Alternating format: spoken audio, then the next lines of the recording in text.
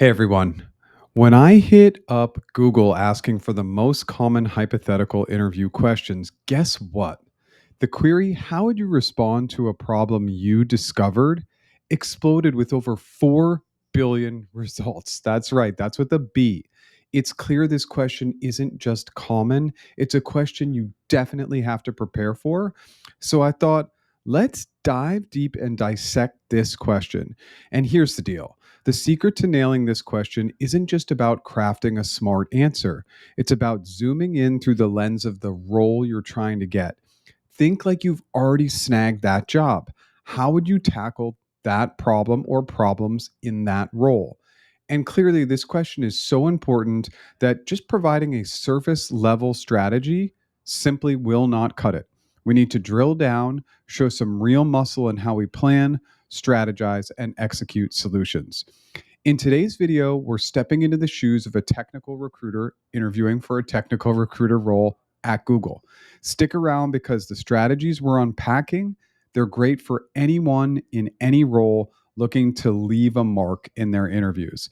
So, let's dive in and talk through the stepping stones for success.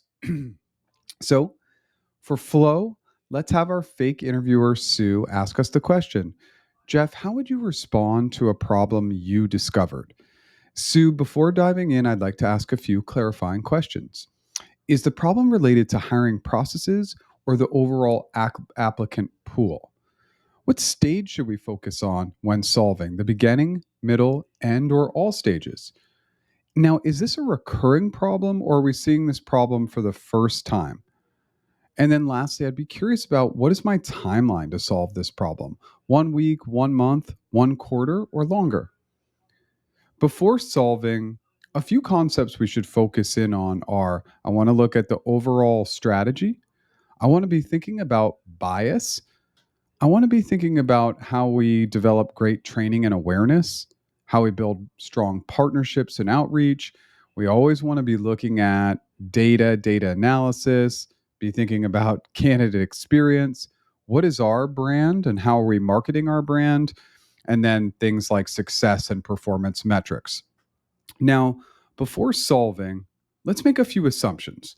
I'm going to assume that the problem I discovered is that all my recent software engineering hires have been male, and I want to focus on growing the pipeline of women candidates with the goal of increasing female hires by 20% in 2024.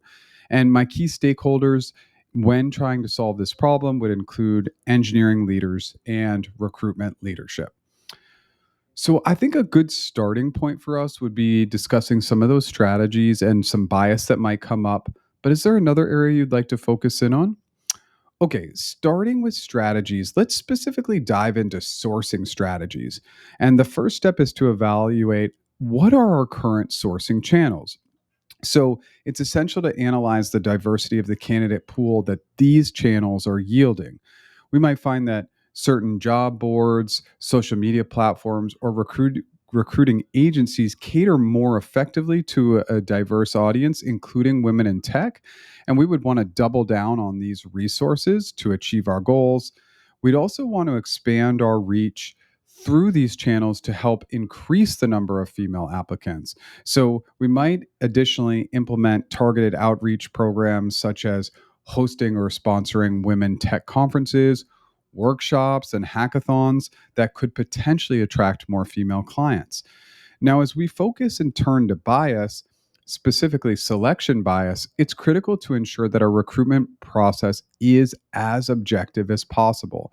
This involves training for our hiring managers and interviewers on unconscious bias to mitigate its impact, not only during the initial resume screening process, but of course during the interviews as well.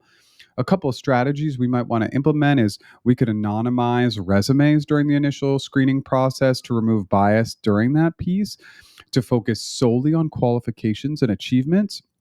And then also, just in interviews, it's not only important that the bias has awareness, but that we establish diverse interview panels that can help have more balanced perspectives on candidate assessments and promoting fairness in the selection process. And lastly, why that's important is Candidates want to see people who look like them. So just making sure we're always double checking that those interview panels are extremely diverse. Now, we could focus more and dive way deeper into strategies, look a little bit deeper into bias, or we could delve a little bit more and move into training and awareness and partnership and outreach. Do you have a preference? Okay, let's move on to training and awareness. It's vital to educate our recruitment team and hiring managers on the importance of diversity and inclusion within the workforce and how we look at it during the interview process. So, this not only includes training on unconscious bias, but also on the benefits of a diverse team, such as increased innovation, broader skill sets, and improved problem solving abilities because of each person's unique lens. Now, regular workshops and seminars, probably quarterly or biannual, can reinforce these concepts and keep them top of mind for everybody involved in the hiring process. And in these workshops, we would include not just recruitment and hiring managers, but absolutely the interviewers as well. Now, in terms of partnership and outreach, forging relationships with organizations and community that support women in technology is going to be absolutely critical. These partnerships can provide a direct channel to a diverse talent pool. For example, we might want to focus in on collaborating with organizations like Girls Who Code, Women Who Code, and the Anita Borg Institute. All three of those would be suggestions that can help in our sourcing candidates and also in building our brand as an employer that values diversity and inclusion, something that Google's already pretty well known for. Now, hosting joint events and participating in their career fairs could even further increase our visibility among women in tech. And making sure that we work with potentially the marketing team, for example, to utilize surveys to get feedback on how we're doing with these organizations and just how we're doing with women in the industry overall in both live events and virtual events. So at this point, I think it probably makes sense to focus a little bit more on success metrics and outcomes, unless there's anything else you'd like to focus on. Okay, let's dive in there. So, measuring the effectiveness of our efforts to increase female hires in these software engineering roles is critical. And so the success metric should not only include the percentage increase in female applicants and hires, but absolutely also metrics on candidate experience, sourced again, going back to utilizing surveys.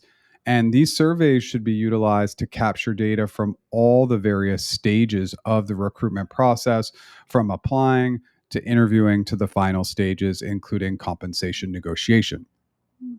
So, monitoring the retention rates and career progression of hires made through these diversity focused initiatives is also important as it provides insight into the long term success of our efforts. So, this is something that we'll want to track well beyond 2024.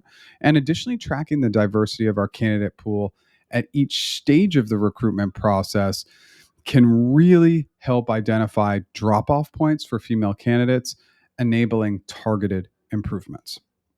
Setting specific measurable goals for each initiative undertaken will allow us to evaluate their impact and make data driven decisions moving forward.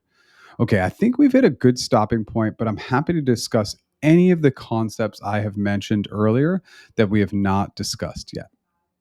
Okay, and boom, just like that, we've tackled the colossal question of solving the problem of increasing female software engineer hires at Google head on.